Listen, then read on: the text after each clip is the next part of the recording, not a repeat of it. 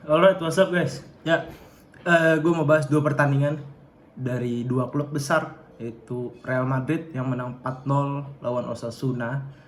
Ya, Madrid setelah dua kali kekalahan apa tiga kali kekalahan akhirnya bisa menang banyak di Santiago Bernabeu, which is good. Dimana Vinicius Junior cetak hat-trick. Dan dari line up, ya Courtois mungkin masih cedera, jadi Lunin yang dipasang. Wingbacknya Vasquez dan Fran Garcia, yang dimana menggantikan Mendy, yang gue rasa performa Mendy sekarang udah agak menurun sekali. Di tengah itu Rudiger dan Militao, Bellingham, Camavinga dan Valverde untuk lini tengah. Di depan itu Vini, Mbappe dan Rodrigo. Dimana di babak pertama, di 20 menit awal Rodrigo masuk, Brahim Diaz dimainkan karena Rodrigo dikeluarkan karena cedera, karena mungkin dia masih belum sembuh dan klarifikasinya dia akan cedera sampai Desember. Dan selang 10 menit kemudian Asensio masuk menggantikan Militao. Ini pemain muda, pemain cukup oke ya untuk debutnya. Gua rasa Militao sepertinya ACL. Ya, Militao injury prone ya, karena waktu itu musim lalu juga dia cedera satu musim dan sekarang harus ACL, jadi dia menepi sampai akhir musim pasti. Di menit ke-34 akhirnya Vini bisa cetak gol, itu lewat skill individu assist dari Bellingham. Dan selang di menit ke-42 Asensio yang melakukan debut ya, pemain muda ini berhasil memberikan satu assist ke Bellingham, di mana ini bagus untuk Bellingham. Bellingham akhirnya udah lama gak cetak gol, akhirnya Bellingham bisa cetak gol 2-0 untuk mendudukan Real Madrid. Ya, dari segi statistik Madrid jauh.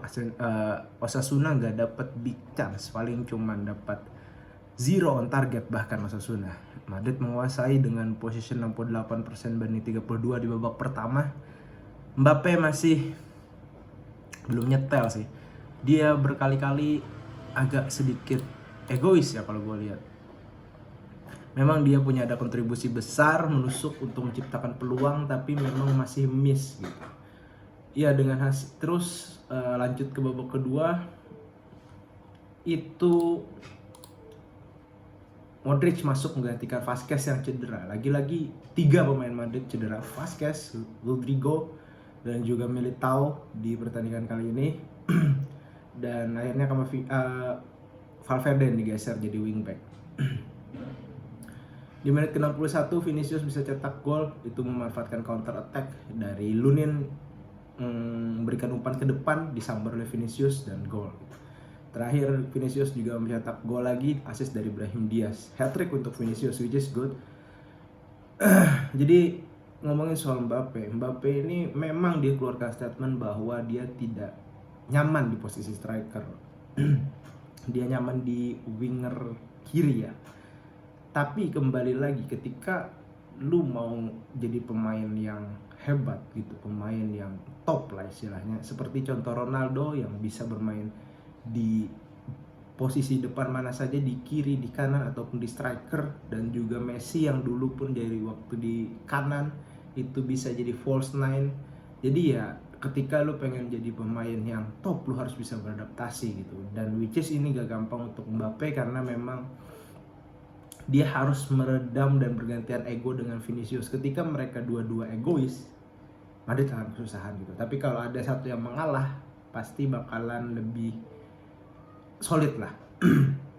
Mbappe tidak digantikan, Güler masuk gantiin Bellingham, Endrick diberi kesempatan di menit 75 gantiin Vini. Mbappe masih stay, tapi ya masih belum bisa cetak gol dan masih beberapa kali dribble hilang bola. Memang dia efektif, tapi ya dia dapat beberapa peluang juga loh Mbappe. Sayangnya memang belum bisa mengkonversi jadi gol. Ya, ini memang penurunan performa dari Mbappe, which is karena memang ekspektasi para fans juga cukup besar dengan embel-embel bintangnya dia. Jadi ya ini susah sih. Ya, Osasuna praktis tidak dapat peluang dan benar-benar Madrid mendominasi lah. Karena dari pertandingan ini pun Madrid unggul possession, Madrid unggul shot on target, Madrid unggul efektivitas. Bellingham juga Bellingham selalu bekerja keras dan dia udah dapat gol which is layak untuk Bellingham, dapat 1 assist juga. Tapi ya kembali lagi jarak gapnya masih 6 poin dengan Barcelona. Apakah Madrid bisa bersaing? Gue rasa akan susah karena kita lihat udah ada 3 pemain lagi cedera. Rodrigo dan Vasquez itu tidak bisa bermain sampai Desember. Militao 1 musim. Ya, which is Madrid harus buat gebrakan di pertengahan musim ini melakukan transfer. Tapi kalau tidak, Madrid pasti akan keteteran lah. Ditambah lini tengah mereka yang tidak ada Kroos, Modric sudah tidak se-prime itu gitu. Jadi akan susah sih. Sementara City kalah lagi, keempat kalinya kekalahan Manchester City 2-1 lawan Brighton. Memang City lebih unggul lebih dulu di babak pertama itu lewat golnya Haaland. Tapi ya gue agak bingung sih. City pasang starter, kipernya Anderson, wingback Gvardiol sama Lewis di tengah, Walker Lewis dan Use masih dipasang Kovacic di tengah. Savinho, Foden, Gundogan, Nunes, Haaland. Ya, yang agak bingung adalah kenapa dia mungkin Pep mau coba pemain barunya ya. Dia punya Akanji, punya Ake, punya Kevin De Bruyne, tapi nggak dipasang sebagai starter. Jadi ya lawan Brighton loh. Mungkin ini Pep masih bereksperimen, tapi gue melihat City sangat menurun sih di musim ini. Apakah City akan juara? Sepertinya akan sulit, tapi bisa aja gitu. Kalau misalnya Liverpool mulai tidak konsisten, City bisa menyalip sih. Tapi kalau melihat Liverpool yang sekonsisten ini sekarang, dengan walaupun tidak selalu bermain bagus di babak pertama, tapi di babak kedua mereka efektif, ini bisa jadi hal yang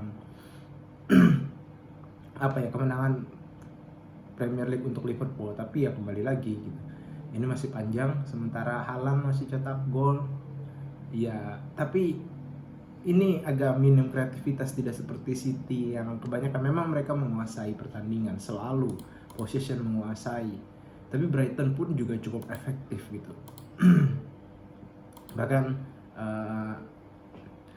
back dari Brighton cukup solid gue lihat. Mitoma pun punya kontribusi besar dalam pertandingan kali ini, seperti kebanyakan match-match yang dilalui oleh Mitoma. Ya, which is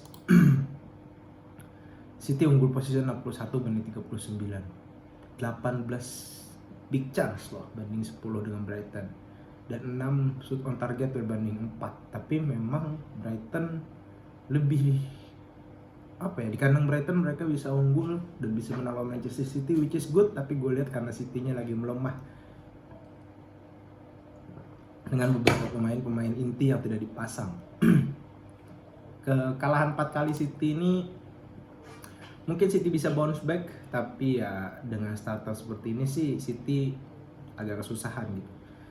Tapi ya Pep lebih tahu line up-nya, mungkin dia pasti bereksperimen mencoba-coba main baru karena memang masih awal musim. Kovacic ya biasa aja gitu. Back City jelek semua. Pussy lah, Lewis lah.